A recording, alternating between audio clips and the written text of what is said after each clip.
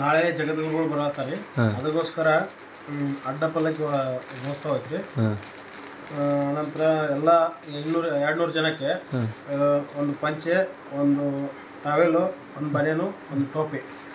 ಪಲ್ಲಕ್ಕಿ ಅವರು ಯುವಕರಿಗೆಲ್ಲ ಯುವಕ ಸಂಘ ನಮ್ಮ ಕಮಿಟಿಯಿಂದ ಕೊಡ್ತಾ ಇದ್ದೀವಿ.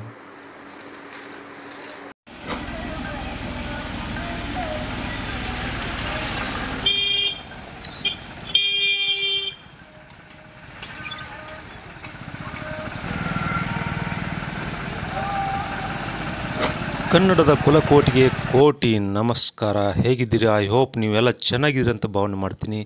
ಇದು ನಿಡೋನಿ ಗ್ರಾಮದ ಸ್ವಚ್ಛತಾ ಕಾರ್ಯಕ್ರಮ ನಡೀತಾ ಇದೆ. ಇದ್ಯಾವುದು ಅಭಿಯಾನ ಅಲ್ಲ, ಆಧ್ಯಾತ್ಮಿಕವಾಗಿ ಒಂದು ಅದ್ಭುತ ಕಾರ್ಯಕ್ರಮ ಜರುಗಿದು ಮುಂಚೆ ನಡೆದಂಥ ಈ ಕಾರ್ಯಕ್ರಮ ದಿನಾಂಕ 21/4/2025 ಸೋಮವಾರಂದು ಶ್ರೀಶೈಲ ಜಗದ್ಗುರುಗಳು ನಿಡೋನಿ ಗ್ರಾಮಕ್ಕೆ ಆಗಮಿಸುವುದರಿಂದ ಪಂಚಾಯತಿ ವತಿಯಿಂದ ಇಡೀ ನಿಡೋನಿ ಗ್ರಾಮವನ್ನು ಗ್ರಾಮ ಪಂಚಾಯತಿ ವತಿಯಿಂದ ಸ್ವಚ್ಛತಾ ಕಾರ್ಯಕ್ರಮವನ್ನು ಕೈಗೊಂಡಿದ್ದು ಇವತ್ತು ಸ್ವಚ್ಛತಾ ಮಾಡ್ತಾ ಇದ್ದೇವೆ. ಅದೇ ಥರನಾಗಿ ಎಲ್ಲ ಹಾದಿಗಳನ್ನು ಆಮೇಲೆ ಗುಡಿ ಗುಂಡಾರಗಳನ್ನು ಗ್ರಾಮ ಪಂಚಾಯತಿ ವತಿಯಿಂದ ಸ್ವಚ್ಛತೆ ಮಾಡಿ ಶುಚಿಗೊಳಿಸಲಾಗ್ತದೆ. Thank you. ನಿಡೋನಿ ಅಂದರೆ ಬಿಜಾಪುರ ಜಿಲ್ಲೆಯಿಂದ 30 ಕಿಲೋಮೀಟರ್ ಅಂತರದಲ್ಲಿರುವಂಥ, ಬಿಜಾಪುರದ ಬಬ್ಲೇಶ್ವರ ತಾಲೂಕಿನಿಂದ 7 ಕಿಲೋಮೀಟರ್ ಅನತಿ ದೂರದಲ್ಲಿರುವಂಥ ನೀಡುವ ಗ್ರಾಮ ನಿಡೋನಿ. ನೀಡೋನಿ ಅಲ್ಲ, ನೀಡುವ ಗ್ರಾಮ ನಿಡೋನಿ. ಹಿಂದೆ 800 ವರ್ಷಗಳ ಇತಿಹಾಸವುಳ್ಳಂಥ ಈ ಗ್ರಾಮದ 1974ರಲ್ಲಿ ಒಂದು ಸಲ ಇಲ್ಲಿ ಪೂಜ್ಯರ ಅಂದ್ರೆ ವೀರಶೈವ ಧರ್ಮದ ಪೂಜ್ಯರ ಒಬ್ಬರ ಒಂದು ಅಡ್ಡಪಲ್ಲಕ್ಕಿ ಉತ್ಸವ ಆಗಿತ್ತು. ಆದರೆ ಜಗದ್ಗುರುಗಳದ್ದು ಇದೇ ಪ್ರಥಮ ಬಾರಿ ಅಡ್ಡಪಲ್ಲಕ್ಕಿ ಉತ್ಸವ ನಡೀತಾ ಇದೆ. ಪುರಾತನ ಇತಿಹಾಸವುಳ್ಳಂಥ ನಿಡುವನಿ ಗ್ರಾಮದ ಇತಿಹಾಸವನ್ನು ಈಗಾಗಲೇ ನಾನು ಸಾಕಷ್ಟು ಬಾರಿ ಹೇಳಿದ್ದೀನಿ. ಹೀಗಾಗಿ ಮತ್ತೊಮ್ಮೆ ಈ ಕಿರು ಪರಿಚಯದೊಂದಿಗೆ ಆರಂಭಿಸ್ತಾ ಇದ್ದೀನಿ. ಅಂದರೆ ಶಿವಮೊಗ್ಗ ಜಿಲ್ಲೆಯಲ್ಲಿ ಕೂಡ ಒಂದು ನಿಡುವನಿ ಅಂದ ಗ್ರಾಮ ನಾವು ನೋಡ್ತೀವಿ. ಆದರೆ ಬಿಜಾಪುರ ಜಿಲ್ಲೆ ಇರುವಂಥ ನಿಡುವನಿಯೂ ಕೂಡ ಗ್ರಾಮ ಇದ್ದು, ಇಲ್ಲಿ ಶಾಸನಯುಕ್ತ ಐತಿಹಾಸಿಕ ದಾಖಲೆಗಳನ್ನು ಒಳಗೊಂಡ ಊರವೇ ನಿಡುವನಿ ಗ್ರಾಮ. ನೀಡುವ ಗ್ರಾಮ ನಿಡುವನಿ ಅಂಥೇಳಿ ಹೆಸರು ಇದೆ. ಹೀಗಾಗಿ ಹಿಂದೆ ಲಕ್ಷ್ಮಣಪುರ ಅಂಥೇಳಿ ಗ್ರಾಮಕ್ಕೆ ಹೆಸರು ಇತ್ತಂತ ಕೂಡ ಶಾಸನಗಳ 11ನೇ ಶತಮಾನದ ಅಲ್ಲಿ ನಮಗೆ ಕಂಡುಬರುತ್ತೆ. ಹೀಗಾಗಿ ಈಗ 2 ಜೋಡಿ ಮಂದಿರಗಳನ್ನು ನಾವು ನೋಡ್ತೀವಿ, ದೇವಾಲಯಗಳನ್ನು. ಒಂದು ಪುರಾತನ ಇತಿಹಾಸವುಳ್ಳಂಥ ಶಿವಪಾರ್ವತಿ ದೇವಸ್ಥಾನ, ಗೌರವೇಶ್ವರ ದೇವಸ್ಥಾನ. ಅದರ ಪಕ್ಕದಲ್ಲಿ ಎಡಗಡೆ ಕಾಣುವುದೇ ಬಸವೇಶ್ವರ ದೇವಸ್ಥಾನ ಅಂತ ಕರಿತೀವಿ. ಹಾಗೆ ಮಲ್ಲಿಕಾರ್ಜುನ ದೇವಸ್ಥಾನ ಅಂತ ಕರಿತೀವಿ. ಇದಕ್ಕೆ ಹಲವಾರು ದಾಖಲೆಗಳು ನಮಗೆ ದೊರೀತಾ ಇವೆ. ಹೀಗಾಗಿ ಈ ದೇವಸ್ಥಾನ ಮಾತ್ರ ಶಿಖರ ನಿರ್ಮಾಣ ಆಗದೆ ದೇಗುಲ ಗುಡಿ ಥರ ಇತ್ತು. ಹೀಗಾಗಿ ಪೂರ್ಣ ಪ್ರಮಾಣದ ಶಿಖರವನ್ನು ನಿರ್ಮಾಣ ಮಾಡಿ ಯಥಾವತ್ ಹೇಗೆ ಬಲಗಡೆ ಇರುವಂಥ 800 ವರ್ಷಗಳ ಇತಿಹಾಸ ಇರುವಂಥ ಶಿವಪಾರ್ವತಿ ದೇವಸ್ಥಾನದ ಶಿಖರ ಹೇಗಿದೆಯೋ ಹಾಗೆ ಇದನ್ನು ಕೂಡ ನಿರ್ಮಾಣ ಮಾಡಿ ಇದೇ ವರ್ಷ ಅದರದ ಕಳಸಾರೋಹಣ ಕಾರ್ಯಕ್ರಮ ನಿಮಿತ್ತ ಇಡೀ ಗ್ರಾಮವೇ ಸ್ವಚ್ಛತೆ ಕಾರ್ಯಕ್ರಮ ಗ್ರಾಮ ಪಂಚಾಯಿತಿ ಅವರು ಇದನ್ನು ನಿರ್ವಹಣೆಯನ್ನು ಮಾಡಿದರು. ಅದರ ಕ್ಲಿಪ್ಗಳನ್ನು ನಿಮಗಾಗಿ ತಂದಿದ್ದೀನಿ. ಹಾಗೆ ನಮ್ಮೂರಿನ ದಾನಿಯಾದಂಥ ಈ ನೇಮಿನಾಥ್ ಅಣ್ಣಪ್ಪ ನೇಜನವರು ಅನ್ನದಾನದ ಊರಿಗೆ ಆರ್ಥಿಕ ಸ್ವಾಗತ ಬೋರ್ಡನ್ನು ನಿರ್ಮಾಣ ಮಾಡಿದರು. ಹಲವಾರು ದೇವಸ್ಥಾನಕ್ಕೆ ದಾನವನ್ನು ನೀಡಿದ್ದಾರೆ, ಗ್ರಿಲ್ಗಳನ್ನು ಮಾಡಿದ್ದಾರೆ, ಅನ್ನ ಸಂತರ್ಪಣೆ ಕೂಡ ಮಾಡ್ತಾ ಇರ್ತಾರೆ. ಹೀಗೆ ಇಡೀ ಊರವೇ ಒಂದು ಶೃಂಗಾರಗೊಂಡು ನಿಂತಿದೆ. ಪರಮ ಪೂಜ್ಯರಾದಂಥ ಪಂಚಪೀಠಗಳಲ್ಲಿ ಒಂದಾದಂಥ ರಂಭಾಪುರಿ, ಉಜ್ಜಯಿನಿ, ಕೇದಾರ, ಶ್ರೀಶೈಲ, ಕಾಶಿ ಈ 5 ಪಂಚಪೀಠಗಳಲ್ಲಿ ಶ್ರೀಶೈಲದ ಪೀಠ ಮಹಾಪೀಠದ ಜಗದ್ಗುರುಗಳು ನಿಡೋಣಿ ಗ್ರಾಮಕ್ಕೆ ಆಗಮಿಸಿ ಶ್ರೀ ಮಲ್ಲಿಕಾರ್ಜುನ ದೇವಸ್ಥಾನದ ನವನಿರ್ಮಾಣದಂಥ ಶಿಖರ ಹಾಗೆ ಅದಕ್ಕೆ ಕಳಸಾರು ನಿಮಿತ್ತವಾಗಿ ಬರ್ತಾ ಇದ್ದಾರೆ. ಅದರ ಪೂರ್ವ ಸಿದ್ಧತೆಯ ಹೇಗೆ ನಡೀತಾ ಇತ್ತು ಅನ್ನೋದು ನಿಮಗೆಲ್ಲ ತೋರಿಸಲಿಕ್ಕೆ ಈ ವಿಡಿಯೋ ಮೂಲಕ ಬಂದಿದ್ದೀನಿ. ಹಲವಾರು ಲಕ್ಷಾಂತರ ಸಾವಿರಾರು ಜನರ ಇಲ್ಲಿ ಸೇವೆ, ತನು ಮನ ಧನ ಇದಕ್ಕೆ ವ್ಯಯವಾಗಿರುತ್ತೆ. ಒಂದು ಅದ್ಭುತ ಕಾರ್ಯಕ್ರಮ ಆಗಬೇಕಾದ್ರೆ ಎಲ್ಲವೂ ಬೇಕು, ಎಲ್ಲರೂ ಬೇಕು. ಎಲ್ಲ ಸಮುದಾಯ, ಎಲ್ಲ ಜಾತಿ ಭೇದವನ್ನು ಮರೆತು ಒಟ್ಟುಗೂಡಿದರೆ ಮಾತ್ರ ಇಂತಹ ಅಭೂತಪೂರ್ವ ಕಾರ್ಯಕ್ರಮ ಇತಿಹಾಸ ದಾಖಲೆ ಆಗಲಿಕ್ಕೆ ಸಾಧ್ಯ ಆಗತ್ತೆ.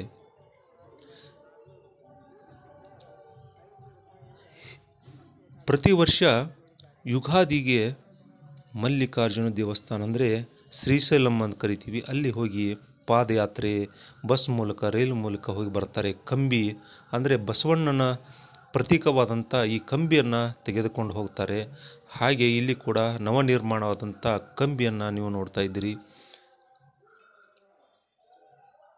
ಎಲ್ಲವೂ ಹೊಸದಾಗಿ ನಿರ್ಮಾಣ ಆದಾಗೆ ಮಲ್ಲಿಕಾರ್ಜುನ ದೇವಸ್ಥಾನದಲ್ಲಿ ಹಳೆ ಕಂಬಿ ಜೊತೆ ಹೊಸ ಕಂಬಿಯನ್ನು ಹಾಗೆ ಕಳಸವನ್ನು ತೆಗೆದುಕೊಂಡು ಬಂದು ಕಳಸಾರೋಹಣದ ಕಾರ್ಯಕ್ರಮದ ವೀಕ್ಷಕ ವಿವರಣೆ ನಿಮಗಾಗಿ ಹೊತ್ತು ತಂದಿದ್ದೇನೆ.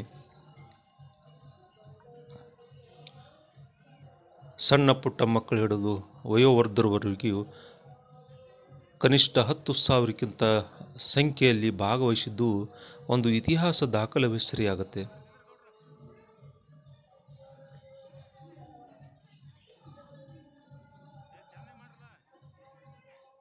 ಈ ಸ್ಟೀಲ್ ಗ್ರಿಲ್ಗಳನ್ನು ಮಾಡಿಕೊಟ್ಟಂಥ ನೇಮಿನಾಥ್ ನೇಜಿಯವರು ಮುಖ್ಯ ದ್ವಾರದ ಲಲಾಟದಿಂದ ಒಳ ಪ್ರವೇಶ ಮಾಡುವಾಗ ನಮಗೆ ದೀಪೋತ್ಸವವನ್ನು ನೋಡ್ತೀವಿ. ಅಂಥ ವ್ಯವಸ್ಥೆಯನ್ನು ಕೂಡ ಮಾಡಿದ್ದಾರೆ. ಇದೇ ವರ್ಷ ವರ್ಣರಂಜಿತವಾಗಿ ಮಂದಿರದ ಎಲ್ಲ ಬಣ್ಣ ನೋಡ್ತೀರಿ. ಇದೇ ಪುರಾತನವಾದಂಥ ಬಸವೇಶ್ವರ ಮಂದಿರದ ಸ್ಥಾಪನೆಗೊಂಡಂಥ ಅಂದಿನ ಕಾಲದ ಬಸವಣ್ಣನ ಸ್ಥಾಪನೆ ಆದಂಥ ಬಸವೇಶ್ವರ ದೇವಾಲಯದಲ್ಲಿ ಮಲ್ಲಿಕಾರ್ಜುನ ಕೂಡ ಸ್ಥಾಪನೆಗೊಂಡಿದೆ. ಹೀಗಾಗಿ ಪ್ರತಿ ವರ್ಷ ಯುಗಾದಿ ನಂತರ ಯುಗಾದಿಗೆ ಹಲವಾರು ಜನ ಪಾದಯಾತ್ರೆ ಮೂಲಕ ಹೋಗಿ ಬಂದವರಿಗೆ ಇಲ್ಲಿ ವಿಶೇಷ ಸನ್ಮಾನ ಮಾಡ್ತಾರೆ. ಐದೇಶಿ ಅಂತ ಮಾಡ್ತಾರೆ. ಆ ನಿಟ್ಟಿನಲ್ಲಿ 5 ದಿನ, ಐದೇಶಿ ಅಂದರೆ 5 ದಿನ ನಿರಂತರ ಬಿರುದಾವಳಿ, ಮಲ್ಲಯ್ಯನ ಹಾಡುಗಳು, ಭಕ್ತಿ ಹಾಡುಗಳು ಹೀಗೆ ಮಾಡಿ ಕೊನೆಯ ದಿನ ಪರಮಪೂಜ್ಯ ಗಿರಿರಾಜ ಶ್ರೀಶೈಲದ ಮಹಾಪೀಠ ಇವರ ಅಡ್ಡ ಪಲ್ಲಕ್ಕಿ ಉತ್ಸವಕ್ಕೆ ಶ್ರೀಮದ್ ಗಿರಿರಾಜ ಸೂರ್ಯ ಸಿಂಹಾಸನಾಧೀಶ ಶ್ರೀ 1008 ಜಗದ್ಗುರು ಡಾಕ್ಟರ್ ಚನ್ನಸಿದ್ದರಾಮ ಪಂಡಿತಾರಾಧ್ಯ ಶಿವಾಚಾರ್ಯ ಮಹಾಭಗವತ್ಪಾದ ಶ್ರೀಶೈಲ ಮಹಾಪೀಠದ ಅಡ್ಡ ಪಲ್ಲಕ್ಕಿ ಉತ್ಸವದ ನಿಮಿತ್ತ ಅವರ ಸಂಕೇತವೇ ಶ್ವೇತ ಬಿಳಿ ಬಣ್ಣವಾಗಿದ್ದು ನಿರ್ಮಲತೆಯನ್ನು ಸಂಕೇತವಾಗಿ ನೋಡ್ತೀವಿ.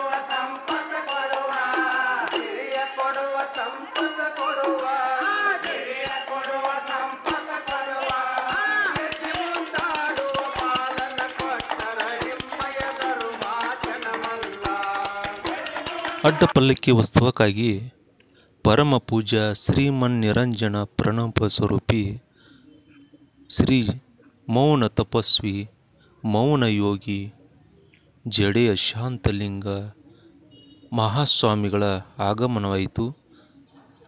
ಹಾಗೆ ಪರಮ ಪೂಜ್ಯ ಶ್ರೀಮಗಜ ಪ್ರಭು ಶಿವಕುಮಾರ ಶಿವಾಚಾರ್ಯರು ಪಕ್ಕದ ಗ್ರಾಮವಾದಂಥ ಮಸೂತಿಯಿಂದ ಕೂಡ ಆಗಮಿಸಿದರು.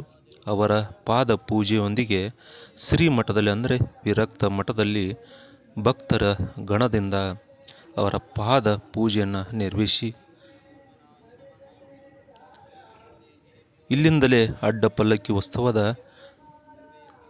ವ್ಯವಸ್ಥೆಯನ್ನು ಮಾಡಲಾಯಿತು. ಬಂದಂಥ ಜಂಗಮರಿಗೆ ಇಲ್ಲಿ ಇಳ್ಕೊಳ್ಳಿಕ್ಕೆ ವ್ಯವಸ್ಥೆಯನ್ನು ಕೂಡ ಮಾಡಲಾಗಿತ್ತು. ಪರಮ ಪೂಜ್ಯ ಶ್ರೀಮನ್ನಿರಂಜನ ಪ್ರಣವ ಶ್ರೀ ಸಿದ್ಧಲಿಂಗ ಮಹಾಸ್ವಾಮಿಗಳು ವಿರಕ್ತ ಮಠ ನಿಡೋಣಿಯ ಪರಮ ಪೂಜ್ಯರು ನೀವು ಎಡಗಡೆ ನೋಡ್ತಾ ಇದ್ದೀರಿ. ಅವರು ಮಧ್ಯದಲ್ಲಿ ಶ್ವೇತ ವಸ್ತ್ರಧಾರಿಯಾದಂಥ ಮೌನ ತಪಸ್ವಿ ಮೌನ ಯೋಗಿ ಅವರ ಪಾದ ಪೂಜೆ ನಡೀತಾ ಇದೆ. ವರ್ಷಕ್ಕೊಮ್ಮೆ ಮಾತ್ರ ಅವರ ಪ್ರವಚನ ಹಿತನುಡಿಗಳನ್ನು ಕೇಳಲಿಕ್ಕೆ ಮಾತ್ರ ಸಿಗತ್ತೆ.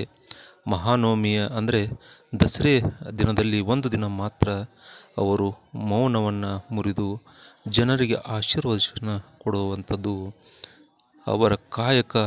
ಅವರ ಈ ದುಶ್ಚಟಗಳನ್ನು ಹಾಗೂ ವ್ಯಸನ ಮುಕ್ತ ಸ್ವಚ್ಛ ಗ್ರಾಮದ ಕಡೆಗೆ ಭಾಳಷ್ಟು ಕಾರ್ಯಗಳನ್ನು ಮಾಡುತ್ತಾ ಮೌನವಾಗಿ ರಾಜ್ಯದ ರಾಷ್ಟ್ರದ ಏಳಿಗೆಗೆ ಶ್ರಮಿಸ್ತಾ ಇದ್ದಾರೆ. ಇದುವೇ ಶ್ರೀಶೈಲದ ಜಗದ್ಗುರುಗಳವರ ಅಡ್ಡಪಲ್ಲಕ್ಕಿ ಉತ್ಸವದ ಹೇಗಿದೆ ಅದರ ಒಂದು ಸಿದ್ಧತೆಯನ್ನು ಶೃಂಗಾರಗೊಂಡು ಶ್ರೀಮಠದಲ್ಲಿ ಇಡಲಾಯಿತು. ಕೆಲವೇ ಕ್ಷಣದಲ್ಲಿ ಆ ಅಡ್ಡಪಲ್ಲಕ್ಕಿ ಉತ್ಸವದ ಒಂದು ಅದ್ಧೂರಿ ಮೆರವಣಿಗೆಯ ಕ್ಷಣಗಣೆ ಆರಂಭವಾಗುವ ಮುಂಚೆ ಮಠದಲ್ಲಿ ಶೃಂಗಾರ ಮಾಡಿ ಇಡಲಾಗಿದೆ.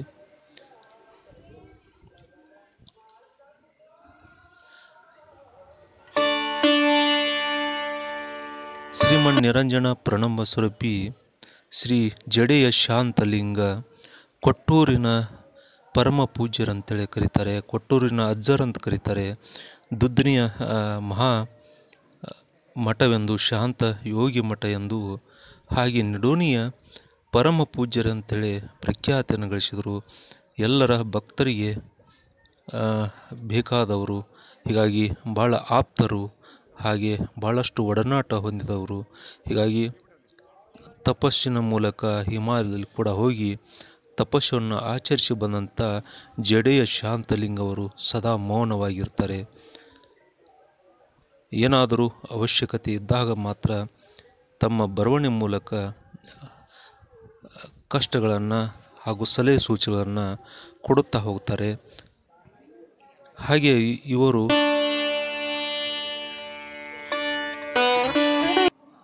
ಮೌನ ತಪಸ್ಸುಗಳಾಗಿ ಹಲವಾರು ಜ್ಞಾನ ಕೇಂದ್ರಗಳನ್ನು ಸಮಾಧಾನ ಆಶ್ರಮಗಳನ್ನು ಹಲವಾರು ಕಡೆ ನಿರ್ಮಾಣ ಮಾಡಿದರು. ಕಲಬುರಗಿಯ ಸಮಾಧಾನ ಆಶ್ರಮ, ಸೊಲ್ಲಾಪುರದ ಸಮಾಧಾನ ಆಶ್ರಮ, ಜ್ಞಾನ ಕೇಂದ್ರಗಳನ್ನು ಸ್ಥಾಪನೆ ಮಾಡಿ ಈಗ ಬೆಂಗಳೂರಿನಲ್ಲಿ ಕೂಡ ಸಮಾಧಾನ ಆಶ್ರಮವನ್ನು ಸ್ಥಾಪನೆ ಮಾಡಿದ್ದಾರೆ. ಹಾಗೆ ಇಲ್ಲಿ ಕೂಡ ನಿಡೋಣಿ ಗ್ರಾಮದಲ್ಲಿ ಪಿರಮಿಡ್ ಜ್ಞಾನ ಕೇಂದ್ರಕ್ಕೆ ಆಗಮಿಸಲಿದ್ದಾರೆ. ಅವರಿಗೆ ಕರೀಲಿಕ್ಕೆ ಭಕ್ತಗಣ ಬಂದಿದೆ.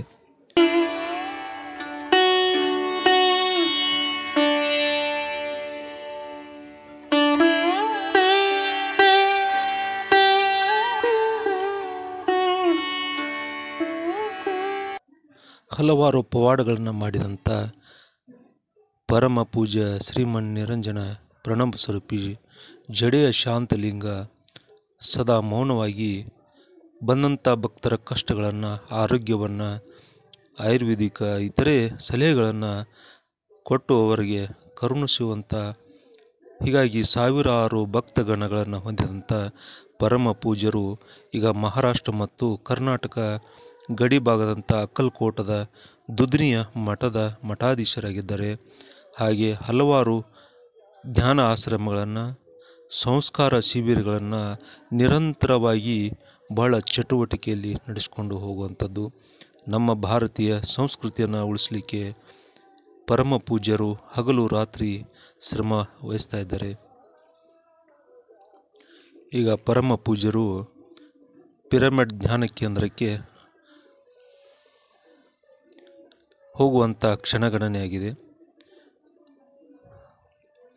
ಅವರು ಪಾದವಿಟ್ಟಲ್ಲೆಲ್ಲ ಶಾಂತಿ ನೆಮ್ಮದಿ ನೆಲೆಸುತ್ತೆ ಅನ್ನೋದು ಜನರ ನಂಬಿಕೆ.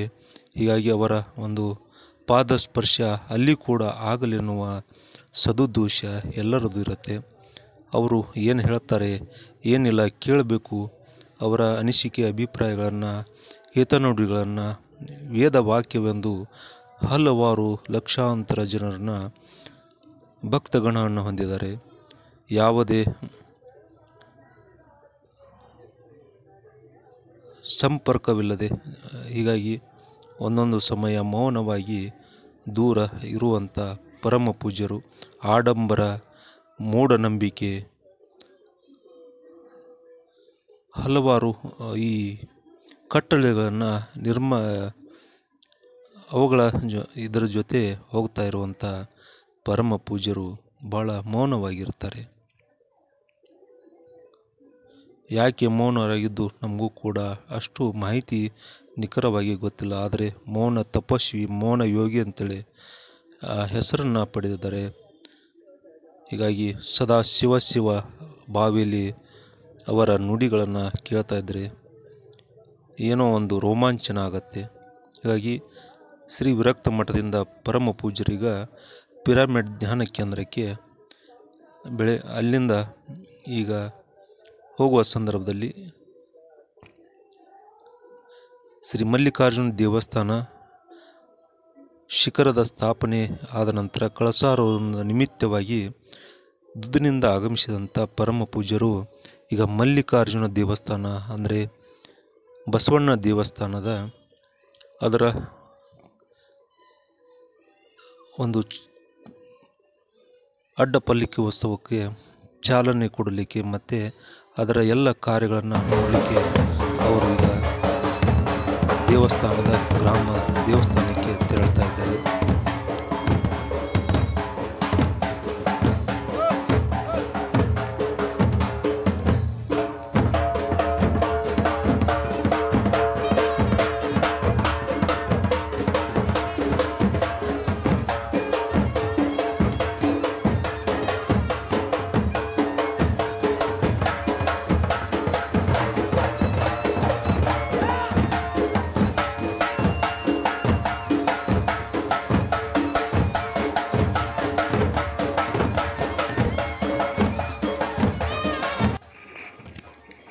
ನಾವೆಲ್ಲ ಚಿಕ್ಕವರಿದ್ದಾಗ ಪರಮ ಪೂಜ್ಯ ಜಡೆಯ ಶಾಂತಲಿಂಗ ದುದ್ದಿನಿ ಅಜ್ಜಾರು ಕೊಟ್ಟೂರು ಅಜ್ಜಾರು ಅಂತೇಳಿ ಕರೀತಾಯಿದ್ರು.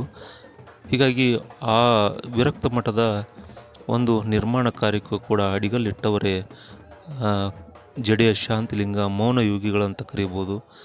ಹಾಗೆ ರಾಮೇಶ್ವರ ಪುರಾತನ ದೇವಸ್ಥಾನದಲ್ಲಿ ಕೂಡ ಕೆಲವು ಕಾಲ ಅಲ್ಲಿ ತಪಸ್ಸುಗಳನ್ನು ಮಾಡಿ ತಮ್ಮ ಪವಾಡಗಳನ್ನು ಮಾಡಿದ್ರಂತೇಳಿ ಹಿರಿಯರು ಹೇಳ್ತಾರೆ. ನೋಡಿದವರು ಸಾಕಷ್ಟು ಜನ ಕೂಡ ಇದ್ದಾರೆ. ಹೀಗಾಗಿ ಅಲ್ಲಿಂದ ಇವರ ಒಂದು ಪವಾಡಗಳ ಹೆಚ್ಚುತ್ತಾ ಹೋದಾಗ ಜನ ಇವರ ಭಕ್ತಗಣ ಆಗಿ ಹೊರಹೊಮ್ಮಿದರು. ಹಲವಾರು ಆಶ್ರಮಗಳನ್ನು, ಆಧ್ಯಾತ್ಮಿಕ ಕೇಂದ್ರಗಳನ್ನು ಸ್ಥಾಪನೆ ಮಾಡುತ್ತಾ ಪ್ರತಿಯೊಬ್ಬರಿಗೂ ಕೂಡ ಇಲ್ಲಿ ಸಂಸ್ಕಾರ ಶಿಬಿರಗಳನ್ನು ಇತ್ತೀಚೆಗೆ ಅಂದರೆ ಒಂದು 10 ವರ್ಷದಿಂದ ಭಾಳಷ್ಟು ಅಭಿವೃದ್ಧಿಗಳ ಕಾರ್ಯಗಳತ್ತ ಹೋಗ್ತಾ ಇದ್ದಾರೆ. ಯಾವುದು ಕುಗ್ರಾಮ ಇದೆ ಅಲ್ಲಿ ಒಂದಿಷ್ಟು ರಸ್ತೆ ಅಭಿವೃದ್ಧಿ, ವ್ಯಸನ ಮುಕ್ತ ಗ್ರಾಮ, ಸ್ವಚ್ಛ ಗ್ರಾಮ, ನಿರ್ಮಲ ಗ್ರಾಮ,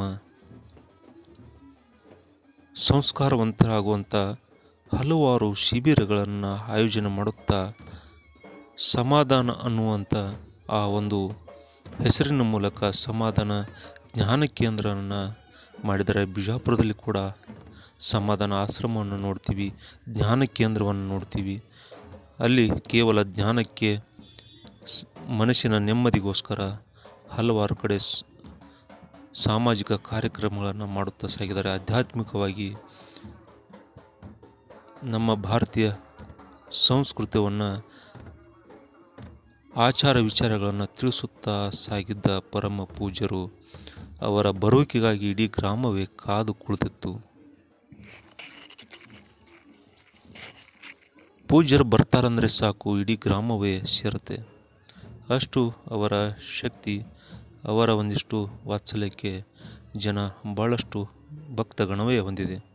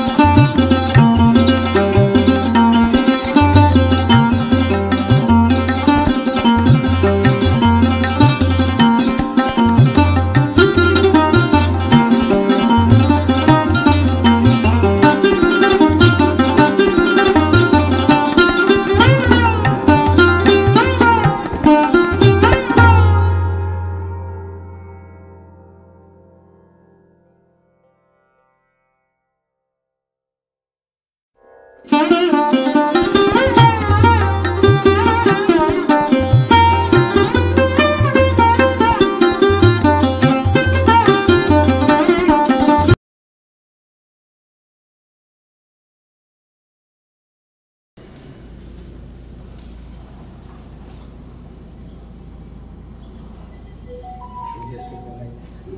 4 ಎಕರೆ ತಂತಿಬೇಲಿ ನೀರದ ಕೆರೆ ನೀರದ ಇದರ ಕೆರೆ ಇರ ಸರ್ ಅಲ್ಲೊಂದು ಬಾವಿ ಹೊಡೆದ್ರು ಪಂಚಾಯತಿಯಿಂದ ಆಮೇಲೆ ಒಂದು 2 ಬೋರ್ವೆಲ್ ಅದಾವೆ ಅದರದ್ದೆಲ್ಲ ಚೆನ್ನಾಗಿ ಇದು ಮುಂದಿಂದ ಪಂಚಾಯತಿ ಓವರ್ ಟ್ಯಾಂಕ್ ಅದಾವೆ ಒಂದು 4 ಟ್ಯಾಂಕ್ ಅದಾವೆ ಸುರೇಶ್ ನಿಮಿಷ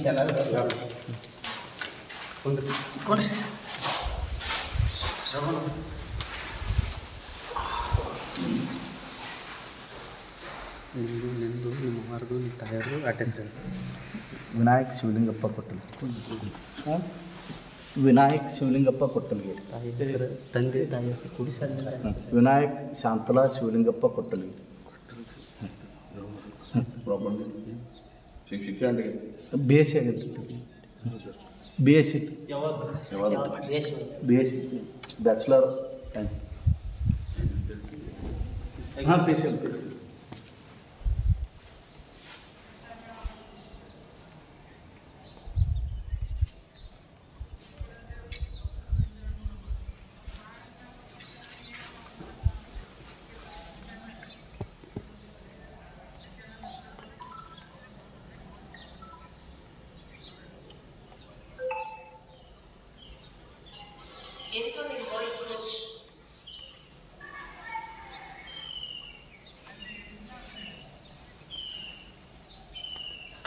ನಿಮ್ಮ ಅಧಿಕಾರಿ ಎಷ್ಟು ದಿನ ಇರ್ತೈತೆ ರೀ ನಿಮ್ಮ ಆದ ನಂತರ ಯಾರು ಬರ್ತಾರತ್ರಿ 5 ವರ್ಷಕ್ಕೊಮ್ಮೆ ಇದು ನಡಿತೈತೆ ರೀ 8 ತಿಂಗಳು ಐತೆ ಅಧಿಕಾರ ಆದಮೇಲೆ ಎಲೆಕ್ಷನ್ ಆಗ್ತೈತೆ ಮತ್ತೆ ಎಲೆಕ್ಷನ್ ಹಾಂ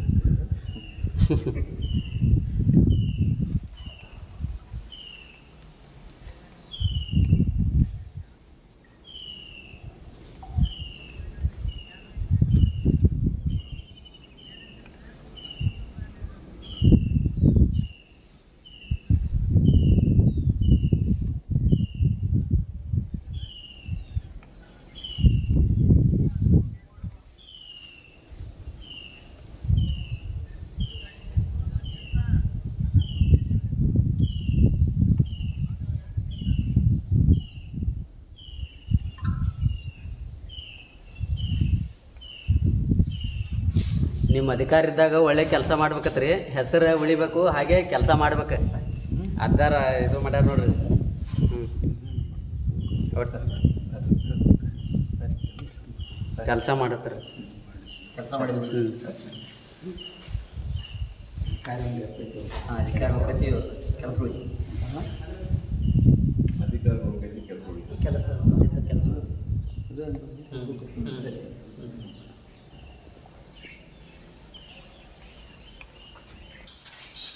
ಈಗ ಪಂಚಾಯತಿ ಅಧ್ಯಕ್ಷರಿಗೆ ನೀವು ಸದಸ್ಯರೆಲ್ಲ ಎಲ್ಲರೂ ಒಳ್ಳೆಯ ಕೆಲಸ ಸಹಕಾರ ಕೊಟ್ಟು ಅವರನ್ನು ಕೆಲಸಕ್ಕೆ ಹುರಿದುಂಬಿಸಬೇಕು ರೀ ಸದಸ್ಯರಿಗೆ ಎಲ್ಲರೂ ಒಕ್ಕೂಟದಿಂದ ಕೂಡಿಸ್ಕೊಂಡು ಕೆಲಸ ಮಾಡ್ಬೇಕು ಎಷ್ಟು 29 ಜನ 4 ಹಳ್ಳಿ ಅದಾವ್ರಿ 29 ಜನ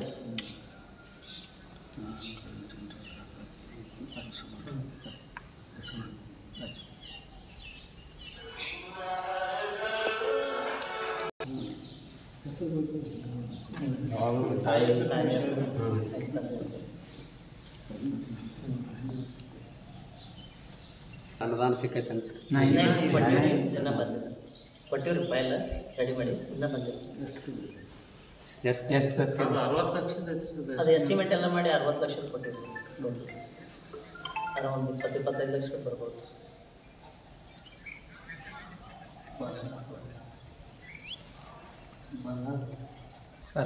ಸರ್ಕಾರದಿಂದ ನೀವು ಅನುದಾನ ತೆಗೆದುಕೊಂಡರೆ ನಿಮ್ಮ ಧ್ಯಾನ ಮಂದಿರವನ್ನು ನೀವಾಗೇ ಸರ್ಕಾರಕ್ಕೆ ಕೊಟ್ಟಂತೆ ಆಗುತ್ತದೆ. ಸರ್ಕಾರಕ್ಕೆ ಕೊಡದೆ ನಿಮ್ಮ ಮಂದಿರವನ್ನು ಸ್ವತಂತ್ರವಾಗಿಟ್ಟುಕೊಳ್ಳಬೇಕು. ಒಳ್ಳೆಯದು. ಇದನ್ನು ಅಜ್ಜಾರದೊಂದು ಅಭಿಪ್ರಾಯ ಇದೆ. ಅಜ್ಜಾರದೊಂದು ಅಭಿಪ್ರಾಯ ಆಗೈತಿ. ಸರ್ಕಾರದಿಂದ ದುಡ್ಡು ತೊಗೊಂಡು ಇದು ಮಾಡಬೇಡ್ರಿ, ಸ್ವಂತ ಖರ್ಚಲ್ಲೇ ಕಟ್ಟಂತೇಳಿ ಅಜ್ಜಾರ ಒಂದು ಸಂದೇಶ ಹೊರಟಿಸ್ಯಾರ. ಅದಕ್ಕೆ ನೀವು ಎಲ್ಲರೂ ಭದ್ರಾಗಿ ಇದು ಮಾಡಿದ್ರೆ ಅವ್ರು ಯಾವ ಸಂಬಂಧದ ಎಲ್ಲಕ್ಕ ಅವ್ರಿಗೆ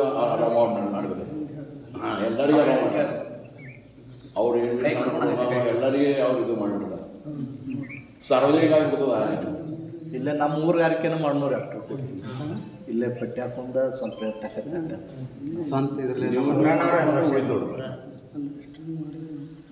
ಆಲ್ಮೋಸ್ಟ್ ಮುಗಿಲಕ್ಕೆ ಬಂದೈತ್ರಿ ಎಲ್ಲಾನು ಆಗೈತಿ ಎಲ್ಲ ಆಗೈತಿ ಸ್ವಲ್ಪ ಎಲ್ಲ ಮಾಡಿದ್ರೆ ಅದಕ್ಕೆ ಒಂದು ಸ್ವಲ್ಪ ಇನ್ನೊಂದು ಸ್ವಲ್ಪ ಹಾಕಿ ನೀವೇ ಮಾಡಿ ಅಂತ ಅಂತಾರೆ ಸರಿ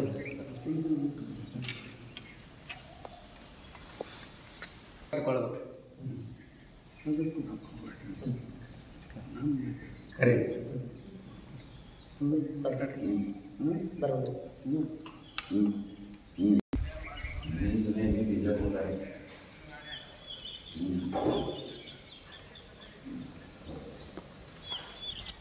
ಹಜ್ಜಾರು ಈಗ 4 ಕಡೆ ಧ್ಯಾನ ಮಂದಿರ ಮಾಡ್ಯಾರಿ. ಅದರಲ್ಲಿ ಒಂದು ಮಾತ್ರ ಸರ್ಕಾರದ ಅನುದಾನ ತೆಗೆದುಕೊಂಡು 3 ಸ್ವತಂತ್ರ ಅಂದರೆ ಎಲ್ಲ ಭಕ್ತರು ಕೂಡಿಸಿ ಕಟ್ಟಿದ್ದಾರೆ.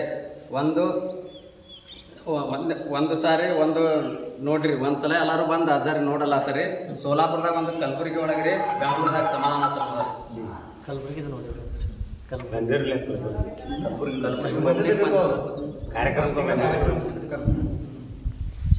ಸೋಲಾಪುರ ಆಗ್ಯದ